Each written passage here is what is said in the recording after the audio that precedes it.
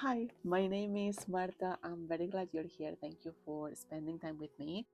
Love is in the air in February with Valentine's Day coming up, and I thought it would be very fun to play a little bit of romance matchmaking today.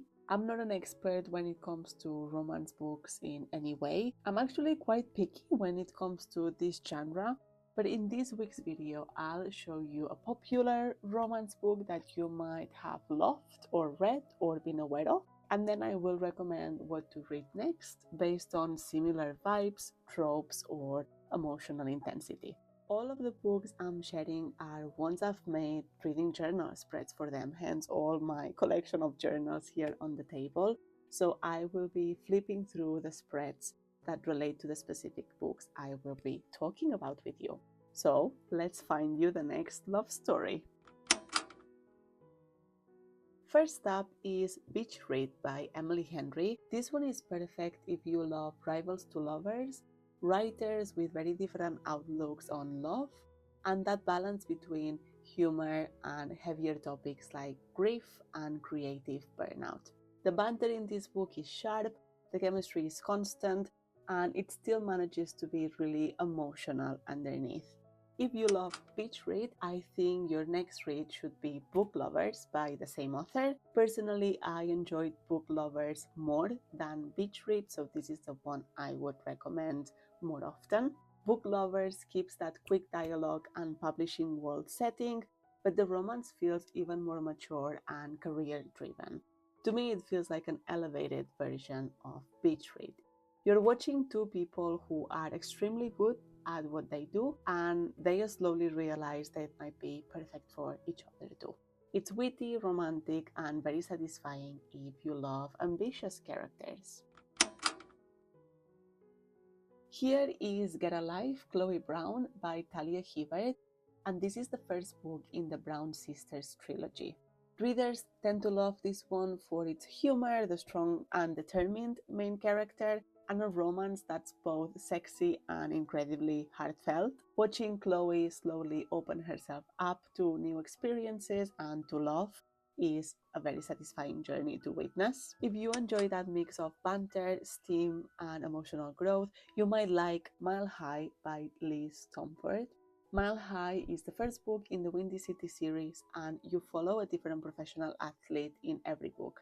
So it is a sport romance series. This book specifically, but also the series in general, gives you a very confident, high-profile love interest, great chemistry, and a relationship that develops alongside the characters working through their personal baggage. It's funny, it's romantic, and packed with tension, but it still has a lot of heart underneath all that heat. I think it's a very good pick if you enjoy character-driven rom-coms with depth, and I think it can be considered a more mature version of Get a Life, Chloe Brown. So between the two, I would recommend this one more than Get a Life, Chloe Brown. This is The Song of Achilles by Madeline Miller. Readers usually fall in love with this one because of the lyrical writing, the deep devotion between the characters, and the way the romance feels both epic and incredibly intimate. It's tender, it's emotional, and it stays with you long after you finish it. If you love that blend of history, fate, and sweeping romance, I think you should try Lovely War by Julie Berry. Both books have mythological elements in them. Lovely War also gives you love stories set against huge historical events with a strong sense of destiny pulling people together. It's romantic, of course, but it's also dramatic and full of yearning while still being very accessible and heartfelt. If you want to feel completely immersed in love that transcends circumstances, this is a beautiful next pick. I'm not able to recommend one over the other, just read the two of them. They are both very lovely. Here you can see a spread for All Roads Lead Here by Mariana Zapata. This one is loved for its small town atmosphere, the healing journey of the main character, and a romance that grows slowly and very tenderly.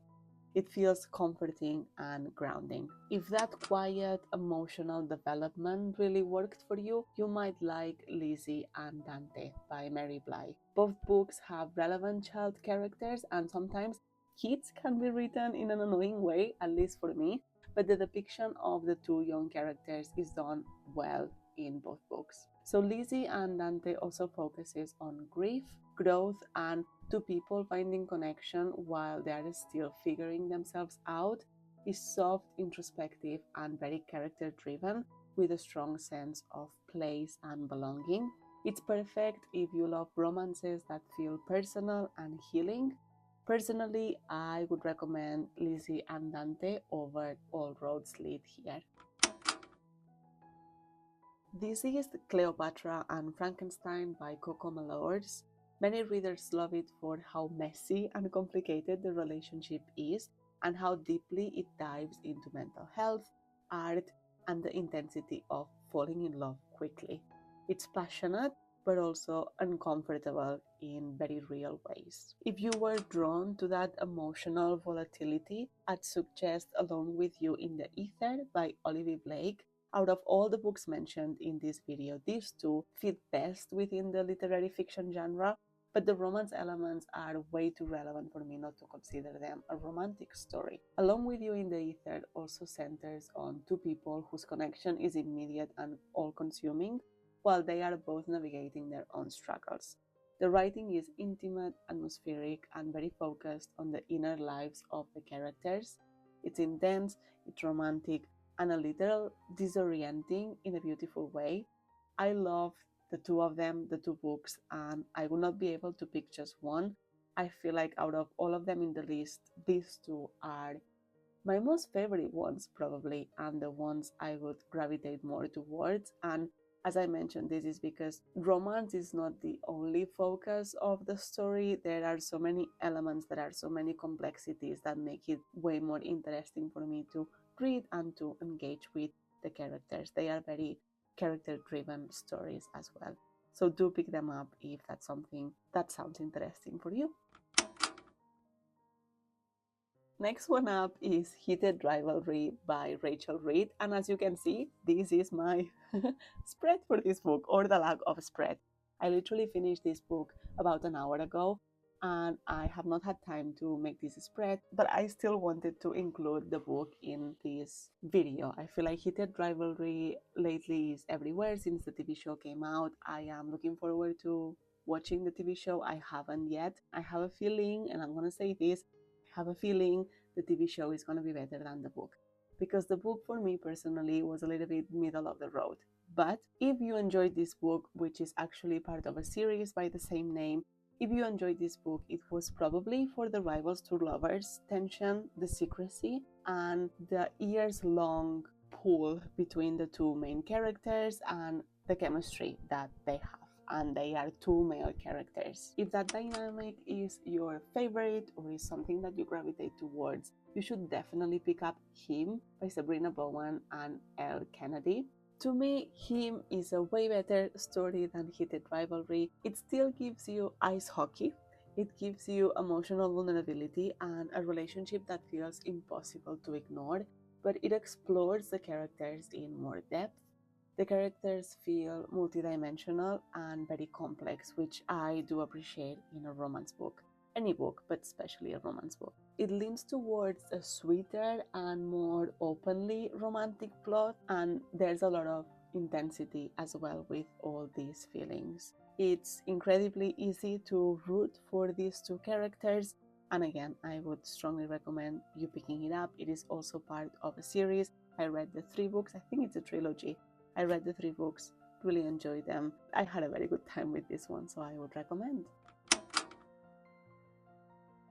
Here is Love Light Farms by B.K. Borison. This is book 1 of the Love Light series. People love this one for the small town charm as well, the community feel, and a romance that's warm, supportive, and full of quiet pining. It's cozy, comforting, and perfect if you like watching love grow in a really safe and happy space. I would recommend for you to pick this one up around Christmas time. As you can see from the cover, it is set in Christmas. There's a big Christmas backdrop throughout the whole story. So it can be read at any point, but if you are more of a seasonal read, Christmas time is the perfect time to pick this one up. If that kind of heartwarming atmosphere is what you're looking for, you might love First Time Caller. This book is by the same author. I don't know if it's cheating, honestly. It's a little bit tricky for me to be recommending books from the same author, but of course they make comparisons easier. And the two of them, I did enjoy them, so I did wanted to put them in the spotlight. In a way, it is perfect timing for me to do that. So First Time Caller also leans into that gentle, feel-good tone with characters who slowly build trust and connection over time. It's sweet and it's tender and very focused on emotional intimacy rather than big drama. It's a perfect pick when you want something soft and reassuring, and I enjoyed this book a little bit more than Love Light Farms, but I still enjoy Love Light Farms as a whole. This is also going to be part of a series. It is part of a series. I believe the second book has just come out. I have it on my anticipated 2026 releases, so I'm looking forward to pick it up as soon as possible. Here is That Time I Got Drunk and Saved a Demon by Kimberly Leeming. This one is a little bit out there, but sometimes, you know what, this is exactly what you need. A romance book that's silly, that's goofy, and that is a little bit out there. That's completely fine. I wouldn't want to shy away from recommending them because they might be your thing, or it might be the perfect timing for you to pick this one up. If you loved this one, it was probably for the humor, the ridiculous adventure, the silliness of it all, and because it's a romance that doesn't take itself too seriously either, while still being very swoony and very spicy. It's perfect for escapism. It is fast. It is pretty entertaining. If that chaotic paranormal energy is your thing, you might really enjoy Good Spirits by P.K. Borison. And again, I know I am repeating authors, and I don't really think B.K. Borison is the best one out there, but she has a lot of material. I find it very easy to read her books. I do enjoy them, and they are on different topics. Like, this woman really likes writing about Christmas, as you can see, but also she doesn't shy away from things that are a little bit out there, which I enjoy. So Good Spirits also mixes romance with the supernatural, hence the comparison, but in a way that feels playful, charming, and character focused. You still get the fun premise and strong chemistry, but with a slightly cozier and more heartfelt tone. It's a great pick when you want magic, when you want romance, and when you want to have a good time. This is my spread for The Favorites by Lane Fargo. Readers often love it for the ambition, the high pressure environment, and the relationships that are shaped by competition and public life. The emotions are big, the dynamics are complicated and messy, very dramatic, and the romance feels deeply tied to characters chasing their dreams. It's set in the backdrop of ice skating. If you enjoyed that mix of rivalry, partnership, and intense build-up, I think you should read From Look Up with Love by Mariana Zapata. And this author has been featured already in this video on the book All Roads Lead Here. I did enjoy this one way better. From Look Up with Love also centers on forced partnership in a competitive skating world, but the romance unfolds in a slower, more intimate way.